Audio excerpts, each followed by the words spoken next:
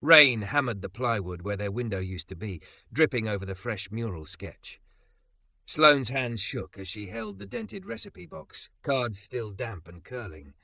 Across from her, Malik whispered, "If we open tomorrow, we do it in front of the ugly. Are you ready for that?" Rain hammered the tin awning of the Magnolia Diner like a fast drumline, the kind that makes your chest remember it has a beat. In the kitchen's heat, Malik slid a tray of cornbread into the oven, wiped his forearm with the back of his wrist, and looked up to find Sloane standing in the pass with a stack of flyers she'd designed.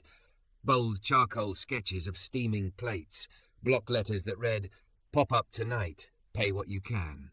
Everyone eats." "You made these?" he asked, even though he knew the lines of her pencil like he knew the sound of her laugh. "Bathroom counter studio," she said. "Hairdryer to set the ink. Trays outside with tape." She grinned, a flash of defiant joy. "Renee's bringing a critic. Says we should pretend we don't care." "We don't," Malik said, and then softened it with a look that meant we do, a little. The diner hummed alive. Owen barked an order to no one in particular, which meant everyone in particular. Nana Thompson had sent over a shoebox of recipe cards, corners greasy with love. One was pinned to the walk-in door with painter's tape. "Trust your nose." Sloane touched the card like a relic. She didn't wear the same tired cardigan anymore. Tonight it was a lemon-yellow dress under an old denim jacket, hair loose, eyes clear. She felt taller, or maybe the shame had shrunk. By 6, the line threaded out the door into the rain. Office workers in damp suits stood beside cousins from the day centre, teenagers from the co-op, a woman with a stroller who kept bouncing her baby like a melody. The smell of Malik's stew, smoked paprika and garlic and something secret he refused to name, wandered out to meet them and brought strangers into a single conversation. When the lights flickered, the whole diner groaned as one. Owen swore softly. "Transformers angry again." "Generator?" Malik asked. "Dead 2 months," Owen said. "Been meaning to." People turned, restless. Phones lifted for flashlights. Sloane shot a look at Malik and hopped onto a chair. "Hey," she called, loud enough to cut the rain. Head swiveled. Once a room like this would have swallowed her. Tonight she swallowed the room. "We're not closing, we're pivoting." "Pivot to what?" someone yelled, grinning. "Picnic," she said. "Trey, you've got the battery speakers." "Owen, the grill on the back porch still good?" "Malik, can you take the stew outside?" "I'll sketch place cards for donations. No pressure, no guilt." There was a beat in which anything could have happened, including the old life where nothing happened because fear held the reins. Then chairs scraped, bodies moved, and the diner turned itself inside out. Under the awning, Trey queued up a blues playlist and twirled a piece of tape on one finger like a drumstick. Kids danced in puddles. Sloane tore paper towels into makeshift flags and wrote with her marker, "Thank you for being here, and you belong, and eat first, figure it out later." She pinned them above the pass and the doorway and the place where the old neon buzzed like a fly. Malik worked with a steady, unshowy grace, moving hot trays through the rain like a ritual. He ladled bowls and taught 2 college volunteers to garnish without turning it into fuss. He didn't say "I'm proud of you" when Sloane took the mic inside her own mouth and found it wasn't a weapon. He didn't have to. Every time their eyes met, it was there, recognition offered without conditions. They fed everyone. Twice. The critic from Renee's gallery arrived late, hair slicked to her forehead, and ate standing, writing with her napkin as shield. She asked Sloane what she called her style. "Survival with good lighting," Sloane said. The woman laughed and said, "That's going in." At 9, when the rain ratcheted up to biblical, a city official with a clipboard appeared like a bad plot twist. "You have no permit for outdoor service," he announced, voice designed to echo. Owen's shoulders shot up around his ears. "We're not selling anything. It's donation. Food safety." Malik stepped forward before the man's authority could find a target. "The health department gave us a conditional last month," he said evenly. "We fixed the vent, replaced the gasket, and moved the sanitizer to spec. The follow-up inspection is Tuesday.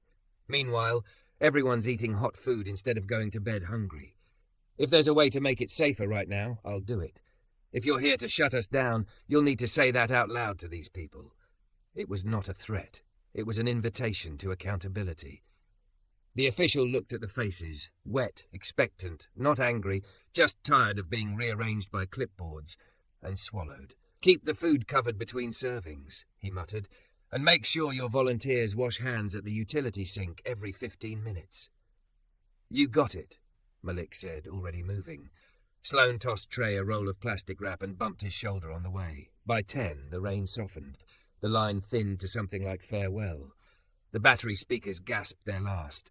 Someone started humming. Someone else harmonized. The little boy in the stroller slept open-mouthed, cheeks glistening. Inside, the diner was a wreck of good work. Sloane twisted her hair into a messy bun, a move that used to mean I'm hiding and now meant I'm sweating. She wiped tables while Malik scrubbed pans until the stainless returned to a tired shine. When they finally slid into a booth with 2 chipped mugs of coffee, the world seemed to exhale through the vents. Renee texted, "Critic loved it. Says the food is art, and the art tastes like home. Don't get cocky. Get ready. 2 weeks, your show, and Malik's pop-up in the gallery courtyard." Sloane stared at the screen. Her throat tightened. She really, Malik said. Then his phone buzzed. He read, frowned, then smiled in that way he had when choosing courage. "Investor again. The one who wants you to rename Nana's Greens Midwest Kale and plate it on slate. The very one. He says we can scale if we freeze the sauce. He says stories don't scale." Sloane reached across the table, her palm warm on the back of his hand. "What do you say?" "I say the only thing worth scaling is care." He hit decline, then powered down his phone like laying a tired animal to rest. "I don't want to build something that forgets why we started. Then we won't." He looked at her as if that we could hold up sky. 2 weeks later, South First Co-op Gallery glowed like a lantern. Sloane's drawings, portraits of the diner line, the day center's showers, a series called Hands, hung in crisp white frames made by Trey. The paper showed every graphite tremor. Nothing was airbrushed. Nothing apologized.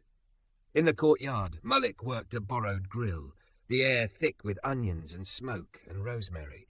The critic came back with friends. Owen wore a tie that looked surprised to be chosen.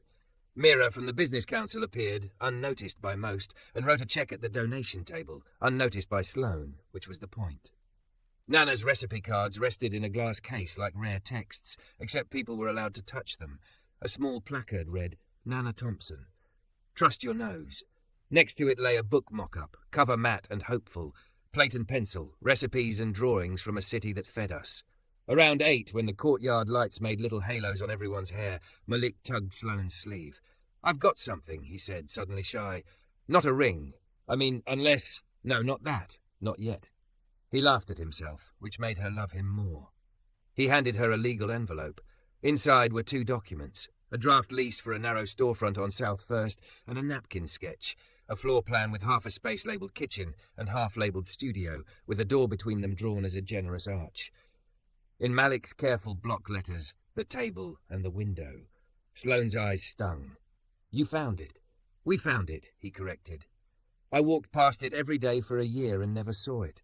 You said, what if food fed art and art fed food? And suddenly there it was.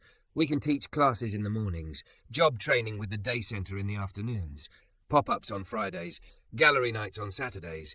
Sundays we rest because Nana would make us." She pressed the sketch to her chest, then pressed herself to him, laughing in the place where tears would have lived last year. "Say it again." "We," he said. We. Renee cleared her throat nearby, pretending not to have been listening, and handed Sloane a pen. "Sign the mock lease for the photo at least. We'll get the real one after inspections. Also, a woman from the paper wants to talk about your Hands series. Prepare to speak without apologizing." Sloane signed the paper with hands that didn't shake. When the photographer snapped, she didn't worry if the lens would catch her scars. She wanted it to. They were part of the map that got her here. Later, when the crowd thinned and Trey had stacked the last folding chair with ceremonious clatter, Sloane and Malik stood in the doorway of the emptying gallery and looked out at the quiet street. The sign for their future space hung 2 doors down. Available, letters peeling as if waiting to become open. "Do you ever think about the first night?" Sloane asked. "How your plate slid toward me like a lifeline." "I think about how you took it like it was a choice and not charity," he said. That's when I knew. Knew what? That you were going to build a life, not be rescued into one. She took his hand. The city was soft around the edges, a little drunk on its own light. A bus roared by, windows mirrored, and for a second she saw a different version of her face reflected back, the one from before, tight with hunger and pride. She didn't flinch. She nodded to her as to an old acquaintance and let her pass. They walked toward the dark storefront that would be theirs, keys borrowed for the night. Inside, with the lights off, it smelled like dust and paint and possibility. Malik set the recipe box on the bare counter. Sloane leaned her drawings against the wall like standing stones. The room was empty and full at the same time. "Ready?" he asked, because he always asked. "Yes," she said, and this time the word didn't reach forward or back. It stayed exactly where she was, at the centre of her own floor plan, heart open like a window over a table laid for two, and then, if they did it right, for everyone. The morning after the gallery opening, Sloane tugged up the rusted gate of the narrow storefront and grinned at the echo as it rattled into place. Malik followed with a thermos of coffee and 2 paper bags that smelled like butter and ambition. The keys, real keys, not borrowed, jangled from her lanyard like small bells. Sunlight ran a golden ruler across the concrete floor, measuring everything they hoped to build. They didn't ceremonialize it. They just started. Trey hauled in a borrowed shop vac and a hand truck. Renee arrived in black overalls, unrecognizably practical, phone already in her back pocket instead of her palm. Ms. Rosario from the bodega 2 doors down brought a tray of pastelitos and a roll of painter's tape. They scrawled the table and the window on butcher paper and taped it to the glass.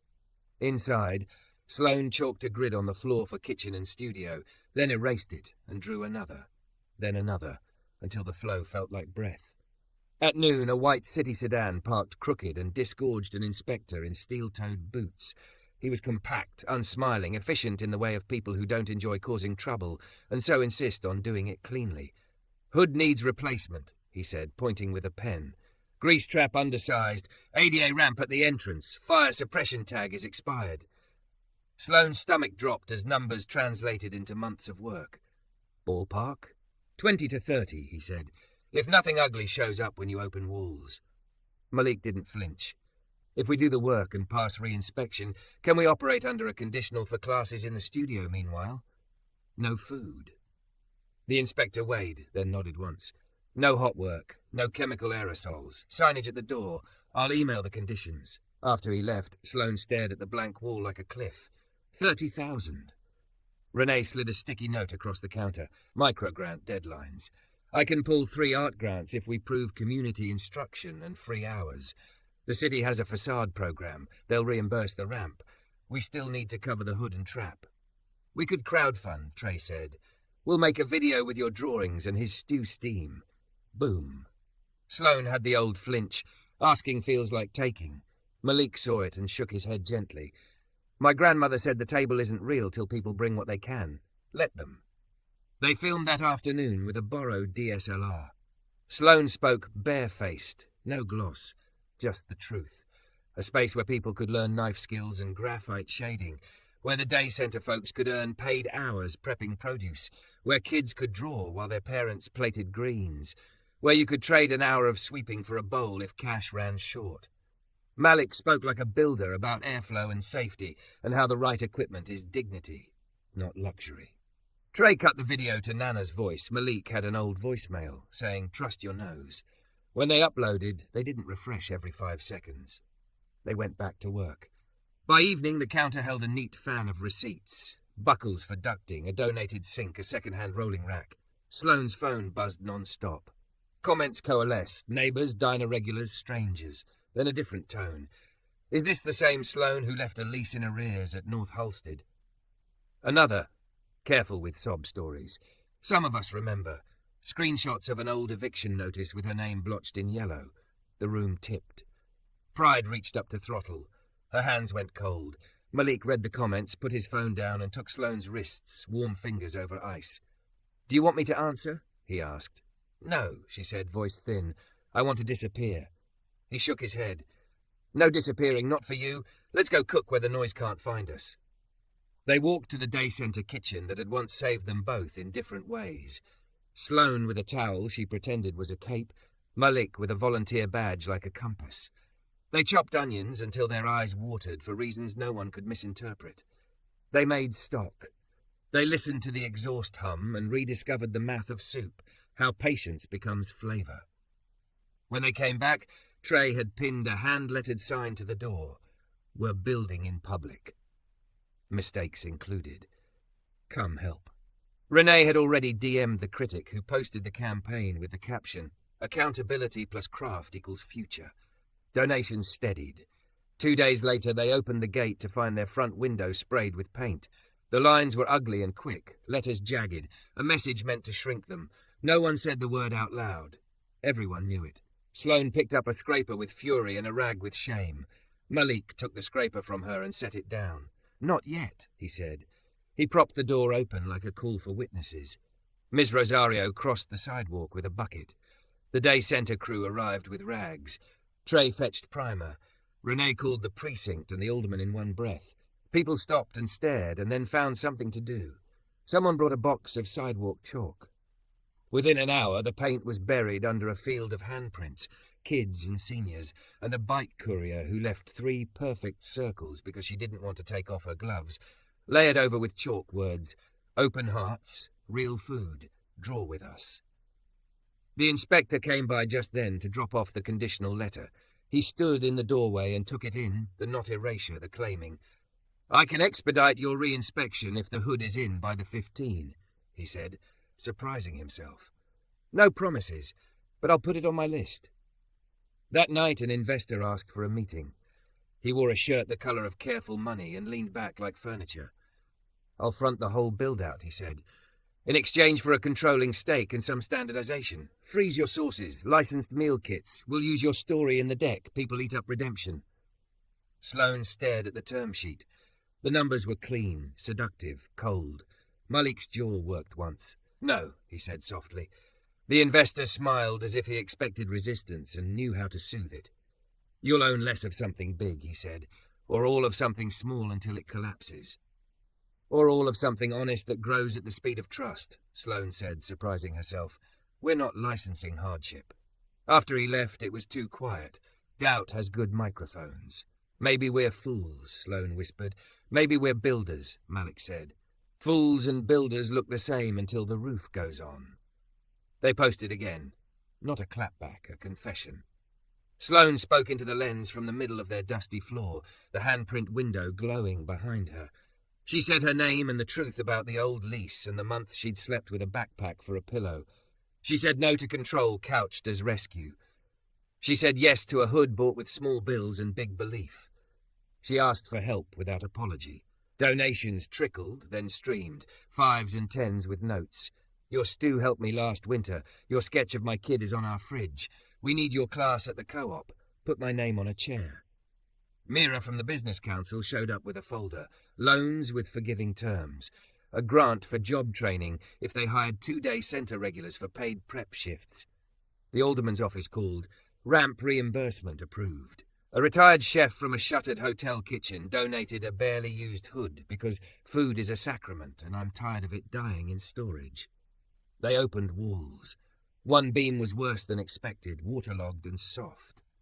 Malik measured, muttered, rebuilt it with Trey and 2 volunteers, one of whom had never used a saw but understood courage.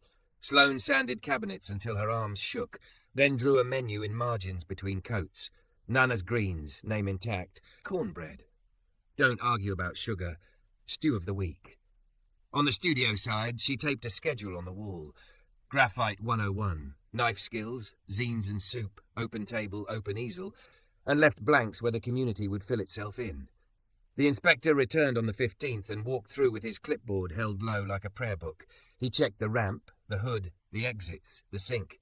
He said nothing for a long time, which made the air painful. Then he signed the conditional.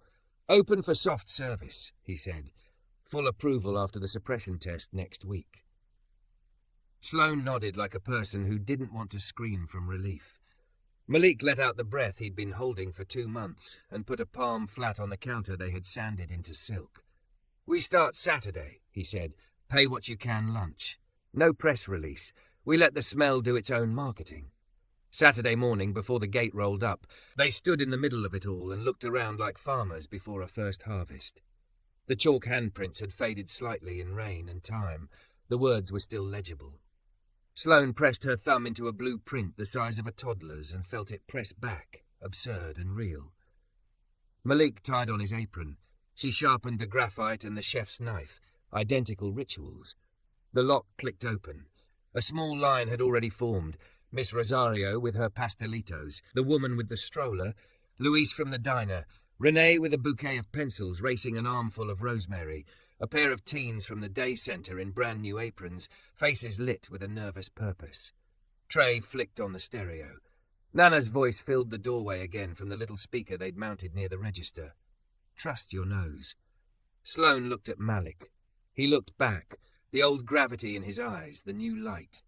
The future was not sealed. It was simply ready, which is better. Let's feed them, he said. Let's teach them, she said. They laughed at the simultaneity and opened the door. The line bent around the block before the gate even rolled up. Malik slipped the bolt, and the smell of onions softening in butter met the morning like a handshake. Sloane chalked today on the blackboard and wrote, Nana's greens, stew of the week, smoked tomato and lentil, cornbread, lemon bars. Pay what you can. If cash is tight, trade an hour of sweet peel. She added a little hand-drawn handprint and a window with light spilling out. The kids from the day centre, Maya and Jackson in new aprons, stiff as pride, handled cups and napkins.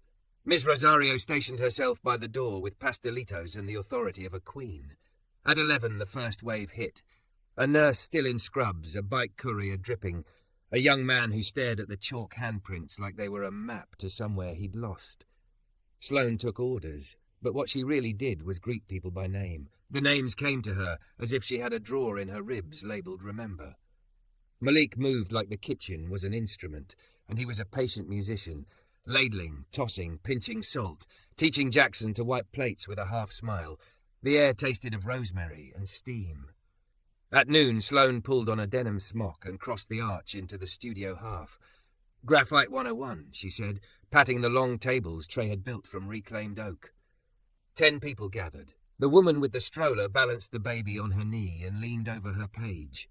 An older man with hands like folded paper said, Haven't drawn since 78. And Sloane said, Muscle memory is stubborn. It'll come. Start with your hand, she told them. Draw what you can feel. Your hand knows you. It forgives you faster than your face. Pencils took the air like breathers. She moved among them, adjusting elbows, praising smudges. When the baby began to fuss, Malik appeared with a slice of cornbread the size of a deck of cards, and the child quieted, investigating crumbs like new planets. Halfway through the class, a man in a blazer appeared at the door with a phone held high, panning. New soup kitchen gentrifies charity, he said, too loud. He smelled like cologne and outrage. How does it feel to take business from real restaurants while begging for donations? Sloane's mouth went dry. She could hear her old life whisper, freeze, apologize, disappear. Malik was already there, setting down the ladle. We don't dump free food into a market and walk away, he said evenly. We hire, we teach, we buy local greens and we pay cash. We trade hours for bowls because dignity eats first. The man swung the phone towards Sloane. And the artist. Nice viral story. Evicted last year, now rebranded as community saint. That's enough, said Renee from behind him, her voice cut to a fine blade. She'd come in quiet as always, and now she was suddenly everywhere, sliding between the man and the room. You want an interview? Email the press address. You want a troll? Step out of the studio. People are learning. Phones had a way of turning rooms into stages. This room refused. The class turned back to their hands. Malik went back to the line. Sloane drew a line of her own. She took a breath and let the noise bounce off the wall of who she was becoming. The man hovered, deflated by the lack of argument, then left.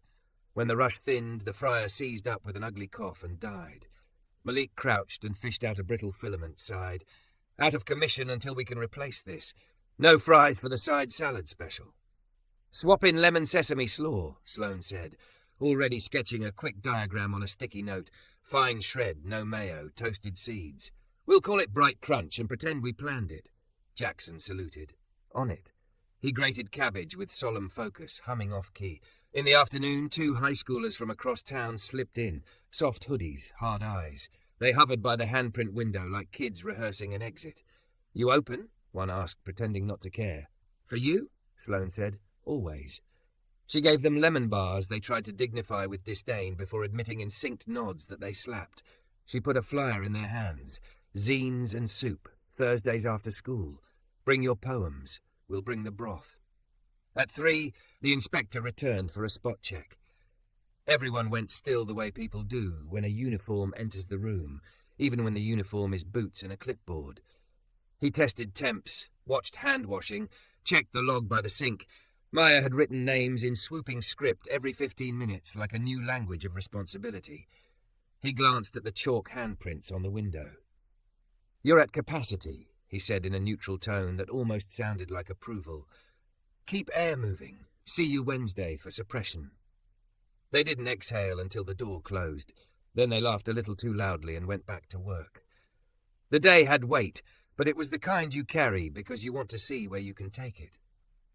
By last call, the tip jar held singles and coins and a folded drawing from the older man, a perfect sketch of his hand, bruised with graphite, veins like creek lines. He'd signed it Hector, 2025. Sloane put it in the case with Nana's cards. Later she'd ask if they could hang it. For now it felt like a benediction. They locked up and ate at the counter, legs swinging like kids. "How many?" Sloane asked, head lolling back. 87 bowls, Malik said. 74 paid. 13 traded hours. 2 IOUs with names and real eyes. Lemon bars? Gone. Sloane grinned. "Knew it. We can add lavender next week." He raised a brow. "Let's not get arrested by the flavor police." They walked the few blocks to the day center for a late volunteer shift, dishwashing therapy. On the way, their shoulders brushed. In the old days, that touch would have been an electric jolt of too much. Now, it was a quiet current. Outside the center, a man Sloane recognized from the lunch line sat on the curb, head in hands. She crouched, knee-popping, and let her voice find level ground. "You eat today?" "Yeah," he said without looking up. "It was good." "Want to help us wash up?" Malik asked. "We can trade for a bowl tomorrow or for 30 minutes at a quiet table in the studio if you write." The man lifted his face. His eyes were startled but hungry for more than food. "Right?" "Whatever's stuck," Sloane said. "No grades." He stood.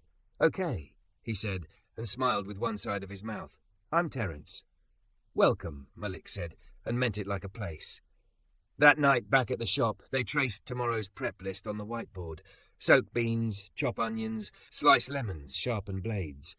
The street beyond the window had gone quiet. Sloane leaned her elbows on the counter and without drama, without trembling, put words where fear used to live. "Someone filmed me today," she said. "Said a lot of things I used to believe about myself." "I know," Malik said. "I didn't believe them." She let the wonder of it sit between them.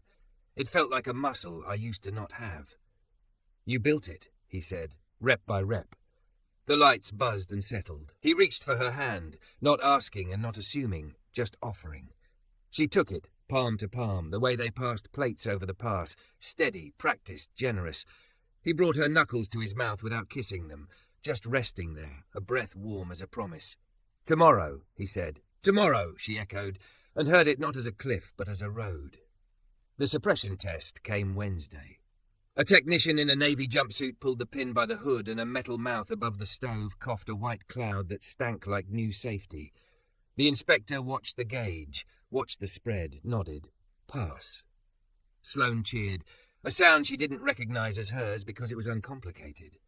Malik whooped and banged a pot like a gong. Miss Rosario brought pastelitos like medals. The critic dropped by with a photographer and bought stew like everyone else. "We're doing a piece on places that refuse venture capital," she said, deadpan. Subtitle, "Stubborn as a Business Model." "Accurate," Malik said.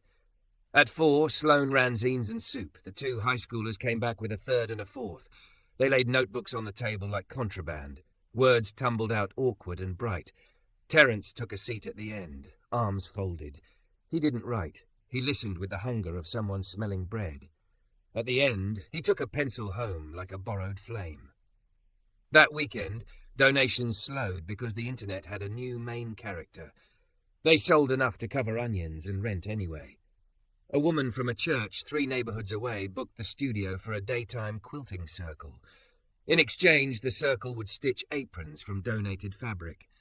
A carpenter offered to build a proper shelf for Nana's recipe cards if Malik would teach his son how to break down a chicken. None of it was scalable in a deck. All of it was a future. One night after close, Trey strummed his guitar by the pass while Sloane and Malik inventoried. The melody made the air feel pocketed with warmth. Sloane looked up to find Malik watching her with an expression that might once have sent her sprinting. Now it rooted her in place. "I keep thinking about the first plate I slid you," he said. "How you took it like a choice." "It was," she said. "I took the plate and then I made a place." He stepped around the counter, set the clipboard down, and stood close enough that her breath found his shirt. "Do you want?" he began, then stopped, searching, respectful of doors. "We're building," she said, "and yes." Her smile landed quiet and sure. "Yes to whatever we can carry without dropping what we're making." He nodded, relief and joy braided. He didn't rescue, he didn't conquer. He reached up and tucked a stray strand of hair behind her ear, like setting a final brick. When he kissed her, it tasted like rosemary and steam and the long, slow burn of something earned. They both laughed into it, because of course Trey hit a triumphant chord at exactly the wrong time. "Get a room," Trey said, grinning without looking up. "We did," Sloane said, and turned off the pass light. The room hummed like a heart. Outside, the bus hissed at the corner and rolled on, carrying strangers toward nights that might turn.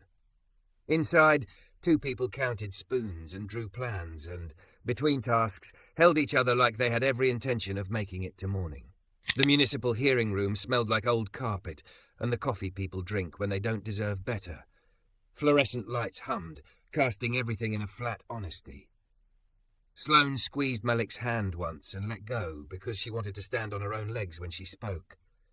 Renee slid into the row behind them with a folder fat with letters. Trey balanced a poster board that said, "The Table and the Window Safety Plan," in his neat block print. Miss Rosario marched in with a grocery bag and begassing pastelitos down the aisle like communion to a congregation trying not to be afraid. A clerk called their case. At the far end of the dais, the chair, Delgado, hair in a silver braid, face carved by years of listening to more talk than action, looked up over her glasses. Anonymous complaint alleges zoning violations, crowd control issues, and unauthorized street service, she said, voice even. Respondents, Sloane Whitaker and Malik Thompson. Sloane stood. Her throat felt like paper at first, and then like a road. "We're here," she said. "We're open to questions." A man in a suit rose from the gallery, voice smooth with practiced concern. "Madam Chair, if I may, my name is Collins. I operate several hospitality businesses in the corridor. While I applaud community enthusiasm, we must consider fairness. We have permits. We invest in safety. If a new storefront creates unsafe crowds and undercuts licensed establishments with donation models," Delgado lifted a hand. "This isn't a debate," she said. "We'll hear from the inspector, then respondents, then public comment." The inspector Boots clipboard, the quiet gravity of someone who hates drama, took the microphone. "They were cited for minor deficiencies. They corrected them. Hood past suppression. Ramp installed.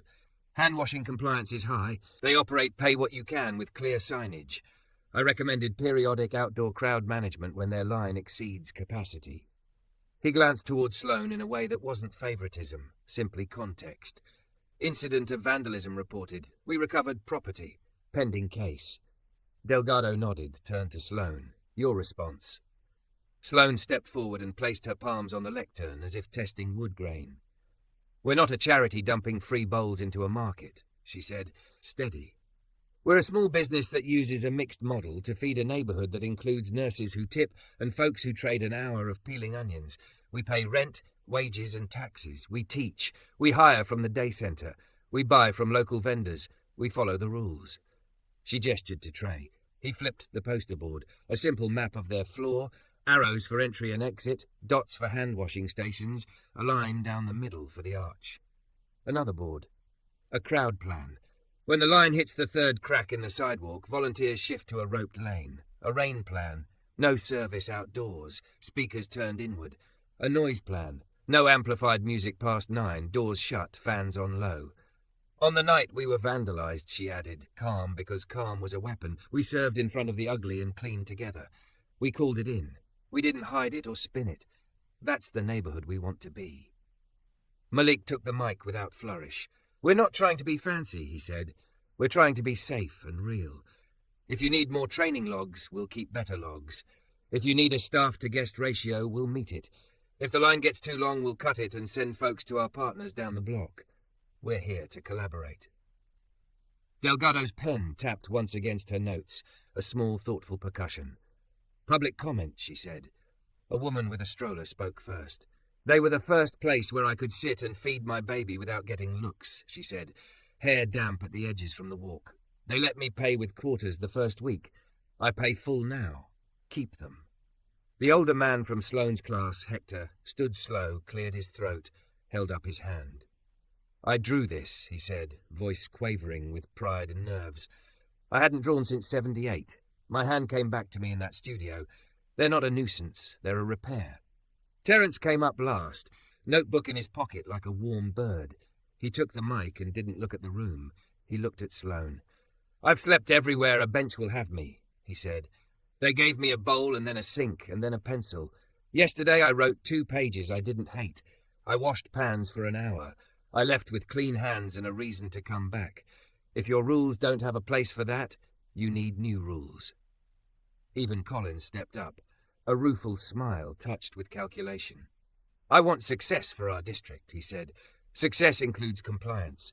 It also includes businesses that bring eyes and feet to a block. If they commit to the plan they've shown you today, I withdraw my objection. Renee handed Delgado a stack of letters. One from the Business Council's Mirror, one from the Day Center director, one from a church quilting circle promising to sew aprons and keep sidewalks swept, one from Miss Rosario written in all caps, they don't cut corners on anything but pastry, and signed with 3 hearts. Delgado read, then leaned back in her chair and let the room breathe while she decided. This is a crowded corridor, she said at last. We don't reward chaos. We also don't punish community. Here's my proposal, a 90-day conditional permit with a crowd control plan as presented. No outdoor service without a special event permit. Doors closed after 9. Monthly check-ins with the inspector. Staff training logs maintained. If compliance holds and complaints don't, we revisit for full approval. A murmur, that low-voltage ripple of small victory.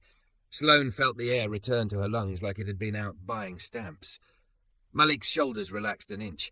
Renee marked a date in her phone like a general circling the next battle. Any objections? Delgado asked the dais.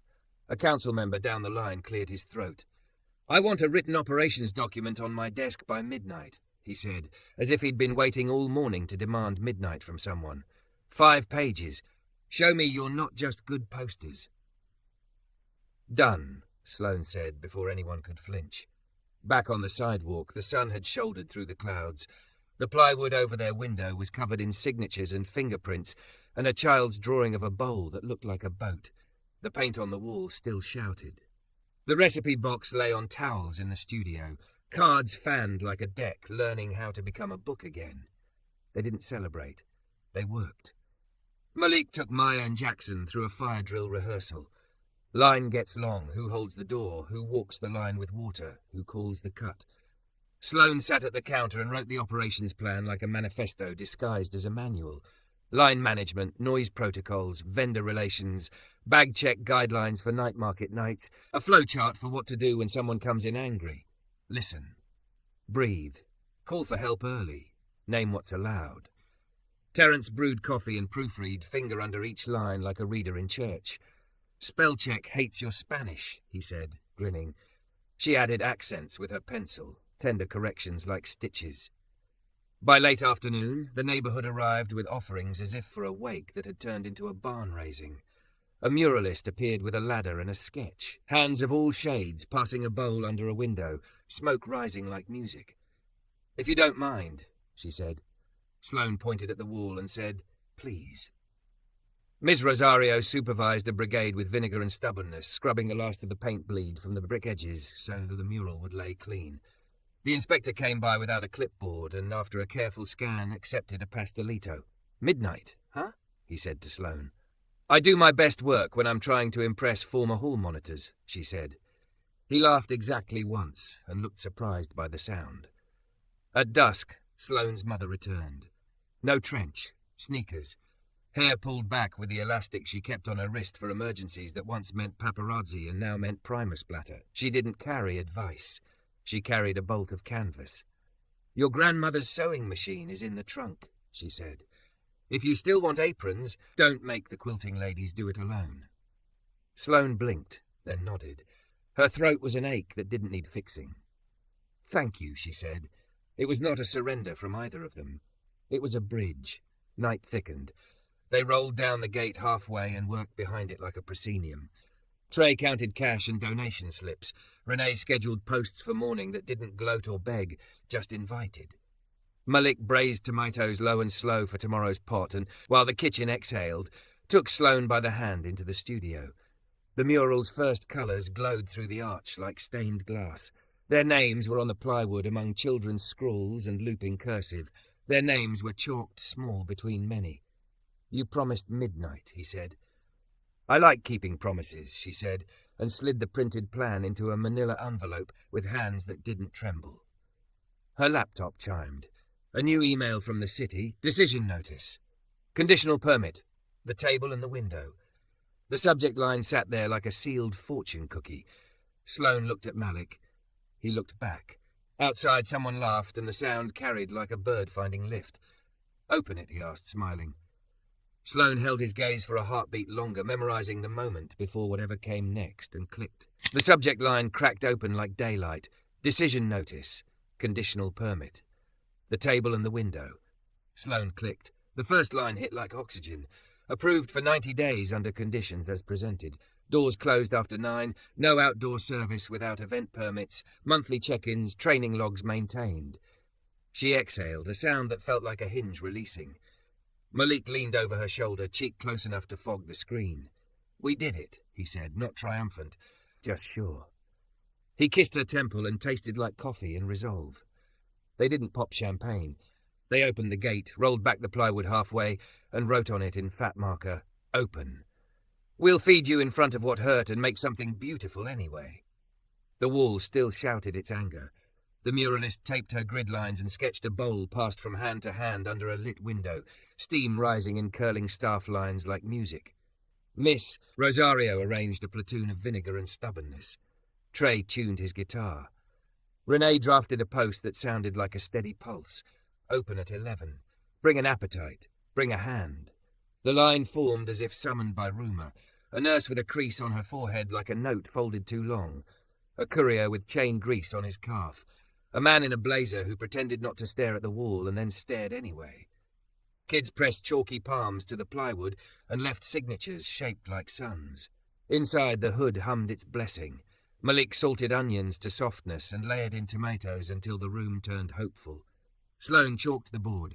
Nana's greens, smoked tomato and lentil, bright crunch, cornbread, lemon bars, and added in smaller letters, zines and soup at 4. She tucked a pencil behind her ear and moved through the room, counting chairs, counting breaths. The inspector arrived in his boots, no clipboard, hands tucked into his jacket like he was trying not to clap. He scanned the room, the line, the logs by the sink. Meyer and Jackson had written times and initials with the seriousness of surgeons, and gave Sloane a small nod, as if to say, keep this shape. She wanted to hug him. Instead, she added an extra lemon bar to his plate and pretended it was protocol. At noon, the mural's first colours bloomed. The hands were all shades and ages. One wore a hospital band, one had dirt under its nails, one had chipped pink polish, one was a child's fist clenched around a crayon. People clapped at paint, which is to say they clapped for permission to be a crowd that heals. Terence hovered like a weather system, deciding which way to break. Sloane caught his eye. Read at zines? She asked. He shook his head, then nodded, then shrugged, a choreography of terror and want. Maybe a small piece, he muttered, hand to pocket as if to keep the words from escaping. A woman in sneakers and an old college sweatshirt stepped in carrying a sewing machine case like a family secret. Sloane's breath stuttered. Her mother set the case on the counter and lifted the lid, metal gleam, familiar weight, and said without negotiation in her voice, Aprons. I make a mean bias tape. Sloane pressed a hand over her heart, then over the machine, as if consecrating both. Lunch moved like a river. Malik taught Jackson to taste without hard judgments. Ask the pot what it wants. Start with salt, then warmth, then acid. You don't boss flavour, you coax it. Hector brought in his latest drawing, 2 hands passing a bowl under a window, and taped it to the quickly filling case beside Nana's cards, now drying and curling but alive. The nurse ate standing, shoulders dropping inch by inch. The courier ate with his eyes shut like prayer. The man in the blazer left a 20 and a note. I was wrong. At 4, Sloane rang a spoon on a glass and the studio side turned quiet. She'd written a prompt on the board, recipe for staying. 10 people sat with pencils. The baby slept with 1 sock on. Terence stood at the end of the table, notebook open to a page worn thin at the crease. He cleared his throat and began in a voice that tried to be small and failed. Recipe for staying. 1 bench, 1 bowl. 1 name said like it belongs to me. 2 pages I didn't hate. A sink that lets my hands remember they are useful. Stir in steam, add steam to breath, add breath to voice. Season with being seen. Simmer until the street feels less like a river that forgot me. No applause at first, just a collective inhale that broke into the soft thunder of approval. Terence looked at Sloane like he had just stepped onto land he thought was only rumour. She nodded back, and he sat down with shaking hands and the goofiest grin she'd seen all week. A hush fell near the door. An elderly woman with silver hair tucked under a church hat stood there, leaning on a cane that had opinions. Malik went very still, then moved like gravity changed direction. Nana, he said, voice dropping to a boy's octave. Don't nana me if your hands are dirty, she said, and then she laughed and pulled him in anyway. She smelled like starch and peppermints and Sunday. Sloane stepped forward, suddenly 15 inside her own bones, and Nana pulled her in too like she'd been waiting. Let me see this window I heard about, she said, eyes sharp. They showed her everything. The hood, the logs, the mural sketch, the recipe box laid out on towels like pages drying in a sunbeam. She laid a palm on the damp card that said greens and traced the ink wrinkles. Paper remembers, she said. So do people. She tapped the board with a knuckle. You feeding them, right? Yes, ma'am, Malik said, chastened and proud all at once. Then feed me, she said, and then I'll sit myself in that studio and boss these pencils until they draw. They fed her. She pronounced the stew righteous and the greens proper and the cornbread just on the right side of trouble. She took a pencil, scolded Trey for gripping too hard, fixed Miss Rosario's apron strings with an audible sk, and told the inspector he looked like he needed sleep. He blushed. He did. As evening slowed, the muralist packed up, promising to finish in the morning. The line thinned to farewells. Renee ran numbers without flinching at their smallness. Sloane wiped the counter and felt the world settle into a new level. The manager in her, once a creature of fear and triage, found she wanted something outrageous. She took Malik's hand and tugged him under the arch into the studio, the window light framing them like a good photograph. I need to ask you something before the night gets loud again, she said, voice steady. He smiled, a little wary, a lot in love. Ask. She pulled a small tin from her pocket, the kind that once held mints and now held courage. Inside, on a bed of felt, sat 2 rings made from a stainless steel measuring ring and a pencilful turned smooth on Trey's sander, edges polished to soft. Not diamonds, not debt. Work and art made into circles. I don't have a script, she said. Just a life I want to keep building with you. I want us to be the table and the window, steady enough to carry weight, open enough to let in light. Will you marry me and still tell me the truths I hate? Will you build and rest and teach and burn the stew sometimes and laugh with me when the fire suppression goes off on demo day? Will you be my partner in rooms that wait for me to flinch and let me be yours? For a second he looked like every version of the man she'd seen since that first night at the bus stop, weary, kind, astonished, ready. His eyes watered without shame. Yes, he said, voice gone rough. Yes, Sloane. I'll be the table to your window and the window to your table. He laughed at himself, wiped his cheek with the heel of his hand. Give me that ring before I make more metaphors. She slid the steel onto his finger. He slid the ferrule onto hers. Pencil and kitchen bound into a circle that felt like a vow no court could notarize and no storm could wash. The room seemed to widen and quiet and fill at once. Trey whooped from the pass. Miss Rosario shouted AY, like she'd been waiting to for decades. Someone in the line started clapping, and then everyone did. Nana thumped her cane. "About time," she said. "Now kiss him and get back to your work. People need seconds." They kissed. It tasted like lemon and steam, and a road that doesn't end at the edge of town. The rest of the night moved like a promise kept. The mural gained a first pass of colour under floodlights, borrowed from the night market. The inspector wrote "See you next month" on the plywood and drew a lopsided handprint. Sloane's mother hemmed an apron that fit Malik like a suit, then hugged her daughter in a way that didn't require conditions. Renee took a photo that caught the arch, the window, the bowl, the rings, the ordinary magic of enough. Later, when the gate rattled down and the hood finally slept, they sat on the floor with their backs to the painted wall, heads tipped together. The email with the permit notice sat pinned on Sloane's phone. The operations plan sat printed in a manila envelope with coffee stains. On the counter, a stack of envelopes with small donations and big handwriting. On the whiteboard, next week's classes. On the towel, the last of the drying cards. On Sloane's hand, a ring made from the tools of her new life. On Malik's, a circle that shone dull and perfect. "Do you ever wonder what's next?" she asked. "Every minute," he said. "But I think it's not a leap. It's steps. More of this.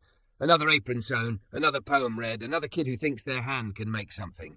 Maybe one day a second space across town, not a franchise, a seed. A cookbook nobody has to ask permission to write. A night where Terence reads on a stage and we cater badly because we'll be too proud to measure salt." She laughed, leaned, breathed. Outside, a bus sighed at the corner, doors opening, people stepping off into their lives. It sounded exactly like the beginning of all of this. He took her hand, thumb circling her knuckle, and said the words that had carried them from rain to room. "Come with me." "I already did," she said. "Keep going."